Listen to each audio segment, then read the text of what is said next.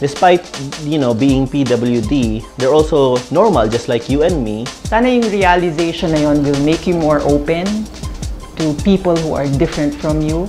Gusto ko yung mga nakapanood ng pelikula ko, parang makaka-relate sila at hindi na sila masyadong mag-judge. Kabataan na yung pag-asa ng bayan. Pero paano sila magiging pag-asa kung walang kilos para sa kanila?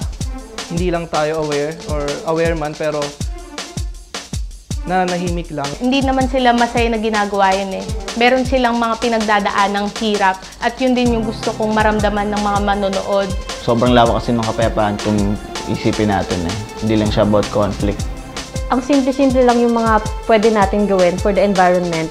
Parang minsan, hindi pa natin siya nagagawa.